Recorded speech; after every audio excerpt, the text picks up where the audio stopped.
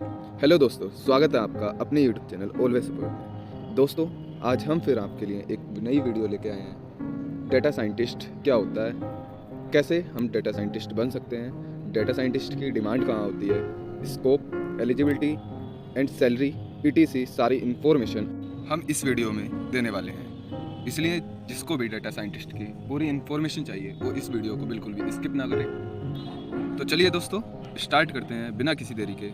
तो दोस्तों, सबसे पहले हम जानेंगे डेटा साइंटिस्ट क्या होता है। दोस्तों, आज के टेक्नोलॉजी के फील्ड में डेटा साइंटिस्ट एक ऐसा एक्सपर्ट होता है जो स्ट्रक्चर्ड और अनस्ट्रक्चर्ड डेटा के बड़े बड़े सेट्स को इकट्ठा करके उनको एनालिसिस करता है। इस काम में डेटा साइंटिस्ट को मैथमेटिक्स, स्टैटिक्स और कंप्यूटर साइंस की नॉलेज एक साथ होना बहुत ज़रूरी है। दोस्तों, डेटा साइंटिस्ट के फील्ड में ये तीनों नॉलेज एक साथ मिक्सअप होकर काम करती हैं और तब जाकर एनालिसिस और प्रोसेस होने के बाद वो डाटा किसी कंपनी के लिए यूज़फुल बन पाता है। डाटा हर कंपनी के लिए बहुत यूज़फुल होता है और इतने बड़े बड़े टास्क कंप्लीट करने वाले डाटा साइंटिस्ट को की सैलरी भी हाईएस्ट होती है। तो अगर आप भी सोच रहे हैं डाटा साइंटिस्ट बनने के लिए, तो ये वीडियो आपके लिए बहुत यूज़फुल होने वाली है।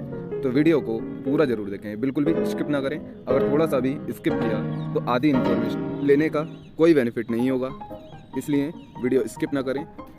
तो चलिए आगे बात करते हैं कि डेटा साइंटिस्ट बनने के लिए हमारी क्या एलिजिबिलिटी, क्या क्राइटेरिया होना चाहिए। तो दोस्तों, डेटा साइंटिस्ट बनने के लिए आपके पास mathematics, statics, business studies, finance, economics या कंप्यूटर साइंस में बैचलर डिग्री होना बहुत ज़रूरी है। और अगर आपके पास बैचलर डिग्री के साथ साथ मास्टर डिग्री या डॉक्टरेट डिग्री हो तो आपको मिलने वाली अपॉर्चुनिटी और स्कोप थोड़ा बढ़ जाता है, बिकॉज आपकी नॉलेज बैचलर डिग्री वालों से थोड़ी ज़्यादा होती है। इसमें आपकी सैलरी और स्कोप दोनों में इंक्रीजमेंट हो जाता है। और दोस्तों, आज के टाइम में डेटा साइंटिस्ट की बढ़ती डिमांड में कई इंस्टीट्यूट डेटा साइंस में बीएससी और एमएससी भी ऑफर करने लगे हैं, जो डेटा साइंटिस्ट बनने के सफ़र में बेहतर शुरुआत हो सकती है। तो चलिए अब हम इन कोर्स की बेसिक नॉलेज लेते हैं। जैसे सबसे पहले बीएससी डेटा साइंस कोर्स 3 साल का फुल टाइम कोर्स होता है, जो कंप्यूटर साइंस, बिजनेस एनालिसिस और आर्टिफिशियल इंटेलिजेंस के डोमेन्स में आता है। और दोस्तों, बीएससी डेटा साइंस कोर्स को करने के लिए आपको 12th क्लास साइंस स्ट्रीम से पास करनी होगी, जिसमें फिज़िक्स, केमिस्ट्री और मैथमेटिक्स सब्जेक्ट हों। और अगर आपने कंप्यूटर साइंस को एडिशनल सब्जेक्ट के रूप में पढ़ा है तो ये आपके लिए इस कोर्स के लिए एक एडवांटेज रहेगा।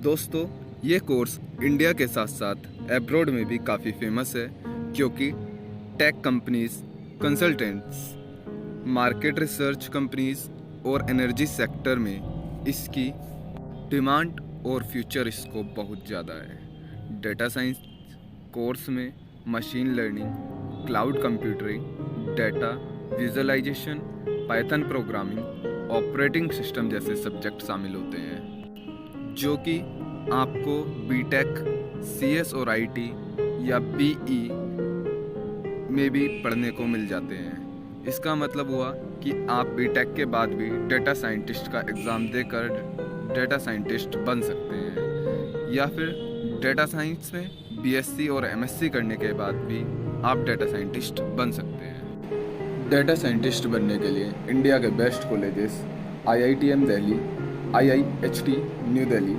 सीआईसीएसटी चित्रकूट, एपीएलएल न्यू दिल्ली, इन कॉलेजेस से आप डेटा साइंस की पढ़ाई कर सकते हैं, जिसकी fees minimum 2 lakh to maximum 5 lakh fees होती है।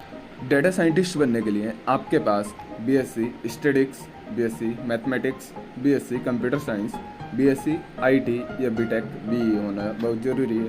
अगर साथ में पीजी डिग्री भी हो, एमएससी या एमटेक, तो जॉब मिलने में थोड़ी आसानी हो जाती है। पीजी डिग्री के लिए बेस्ट कॉलेजेस आते हैं NIT Mangalore, NIT Warangal, JNU new Delhi, Motilal Nehru national institute of technology and university of Hyderabad बनने में जैसे कुछ स्किल्स बहुत हेल्प करती हैं, जैसे SAS, programming knowledge, power visualization tools, statics, mathematics, algorithm और machine learning, proficiency in Excel, business understanding, skills to find out the answer from available data, and last the technical communication and team communication skills. अगर आपके पास degree के साथ साथ कुछ internship certificate हैं तो आपको फ्रेशर्स के साथ साथ ही एक बेहतर अपॉर्चुनिटी मिल सकती है, जिससे आपकी अच्छी जॉब, अच्छी सैलरी और ETC अलग अलग चीज़ें होती हैं जो कुछ बेहतर हो सकती हैं आपकी कुछ स्किल्स और कुछ सर्टिफिकेट को देखकर। जैसे हम लोग जानते हैं, अगर स्टार्टिंग स्ट्रॉन्ग हो तो सक्सेसफुल होने में टाइम नहीं लगता। तो दोस्तों अब बात करते हैं करियर ऑप्शन की, कि डेटा साइंटिस्ट के फील्ड में कहाँ कहाँ हमें जॉब मिल सकती है। तो दोस्तों जैसे कि कंपनीज़ होती हैं, telecom companies, retail companies, insurance, banking, financial service, health care और अदर सेक्टर्स जैसे कि merchant, payment merchant, Oracle, Amazon, BG consultants, PayPal, Airtel एक्सकैप्स, JP Morgans and the top most Mercedes Benz research and developer में भी job करने की opportunity मिल सकती है। चलिए दोस्तों अब बात करते हैं सैलरी की। डेटा साइंटिस्ट की कितनी सैलरी होती है? तो दोस्तों सैलरी स्किल्स और एक्सपीरियंस बेस्ड पर होती है, और साथ ही साथ कंपनी में काम देखा जाता है कि आप कितना काम कर रहे हैं, कितना वर्क कर रहे हैं, और सैलरी आपके वर्क पर डिपेंड करती है। वैसे अगर नॉर्मली डेटा साइंटिस्ट की सैलरी देखी जाए तो 5,11,000 पर एannum होती है फ्रेशर की सैलरी। लेकिन अगर तुम्हारे पास एक्सपीरियंस है 1 से 4 साल तक का, तो आपकी सैलरी 7,73,000 पर एannum होती है। इसमें भी अगर आपको सैलरी में कुछ इंक्रीजमेंट चाहिए तो आपके पास कुछ स्किल्स एक्स्ट्रा होनी चाहिए, जिससे कि आपकी सैलरी में थोड़ा इंक्रीजमेंट हो सकता है। तो दोस्तों इस वीडियो में हमने आपको पूरी जानकारी डेटा साइंटिस्ट कैसे बना जाए और उसके बारे में पूरी इन्फॉर्मेशन आपको दी है। अगर वीडियो आपको पसंद आई हो तो वीडियो को लाइक करें और अपने दोस्तों के साथ वीडियो को शेयर करें, और अगर आप चैनल पर नए हैं तो चैनल को सब्सक्राइब भी कर लें, जिससे आगे आने वाली कोई भी टेक्निकल या टेक्निक से रिलेटेड वीडियो आपके पास सबसे पहले पहुंच सके। तो दोस्तों आज के लिए सिर्फ इतना ही, मिलते हैं नई वीडियो, तब तक के लिए बाय बाय, धन्यवाद, थैंक यू।